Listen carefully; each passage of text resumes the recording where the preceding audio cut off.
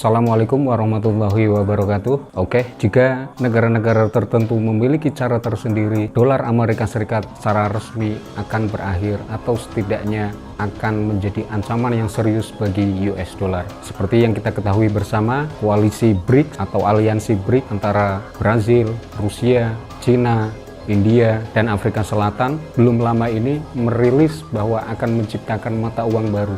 Dan ketika mata uang baru ini terwujud, itu akan menjadi ancaman yang serius bagi dolar Amerika Serikat atau bahkan akan menghapus US dollar dari mata uang global. Beberapa pemimpin dunia berencana untuk membuat bentuk uang baru yang mencakup Putin dan Xi Jinping serta pemimpin Brazil di India, Narendra Modi dan Jair Bolsonaro. Uang baru ini akan menjadi ancaman serius terhadap US dollar dan sangat mungkin menjadi bentuk uang paling kuat di planet ini. Jika kondisi ini terjadi, bisa mengubah cara bertransaksi secara global. Dan untuk menjelaskan ini, saya harus menjelaskan terlebih dahulu siapa pemegang mata uang terkuat di dunia saat ini. Anda mungkin pernah mendengar tentang G7.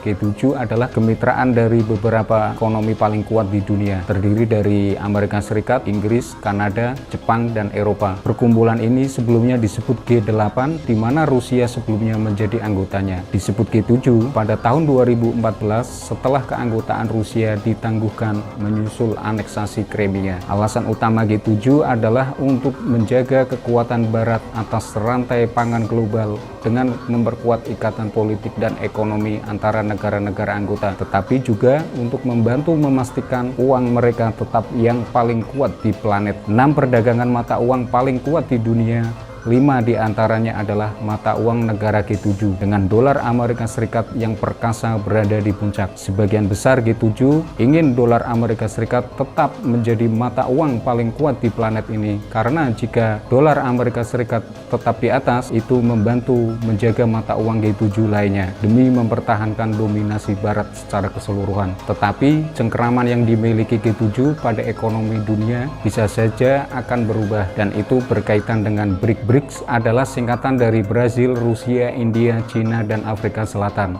Pada dasarnya merupakan pesaing G7 yang terdiri dari ekonomi berkembang terbesar di dunia. Secara individual, bangsa yang membuat BRICS tidak banyak menjadi ancaman bagi Barat. Tapi hari ini berbeda kondisinya, negara-negara BRICS menyumbang lebih dari 40% populasi dunia dan 31,5% dari total GDP dunia. IMF memperkirakan pada tahun 2030 hanya 8 tahun lagi bahwa negara-negara BRICS secara kolektif akan menyumbang setengah dari PDB dunia, dan itu tidak memperhitungkan negara-negara baru yang mungkin juga akan bergabung dengan aliansi ini. Baru-baru ini Argentina telah secara resmi mendaftar untuk bergabung dengan BRICS. Laporan menunjukkan bahwa Iran mungkin juga akan segera melakukan hal yang sama. Mesir, Arab Saudi, dan Turki semuanya berkeinginan untuk bergabung dengan grup ini. Jika ini terwujud, bergabungnya negara-negara yang saya sebut tadi akan menambah kekuatan dominasi BRICS, dan ini merupakan ancaman serius bagi dominasi Barat. Target pertama yang mereka lakukan adalah tidak memakainya US dollar. Tiap tahun, negara anggota BRICS mengadakan pertemuan untuk membahas masa depan kolaboratif kemitraan. Pada pertemuan tahunan ke-14 pada bulan Juni tahun ini, kesepakatan pertama yang dilakukannya adalah tidak memakainya US dollar. Berita itu disampaikan langsung oleh Vladimir Putin sendiri. Putin mengumumkan bahwa rencana BRICS untuk membuat mata uang cadangan global baru adalah suatu bentuk uang yang akan menjadi standar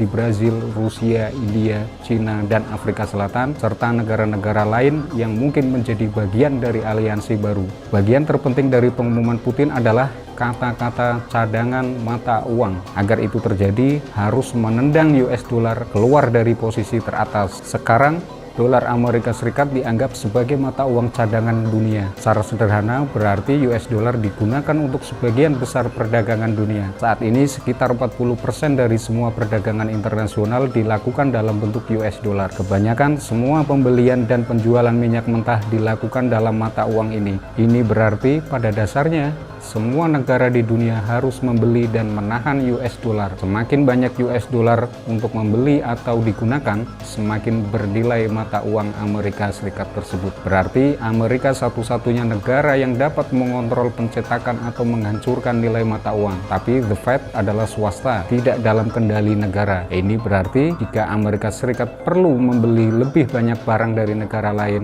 ia hanya dapat mencetak lebih banyak uang dan secara efektif mengekspor inflasinya ke seluruh dunia. Sejak perjanjian Bretton Woods tahun 1944 ini adalah kekuatan dominasi luar biasa yang dimiliki Amerika Serikat atas seluruh dunia untuk memaksa semua negara harus tunduk padanya. Tapi jika US dollar kehilangan status mata uang cadangannya, itu dapat menghancurkan Amerika. Tampaknya BRICS secara aktif mencoba untuk menandinginya. Bagaimana uang baru yang dibuat oleh BRICS ini bekerja dengan baik? Oke, saya akan menjelaskannya. Hipotesis saya cara kerjanya seperti ini.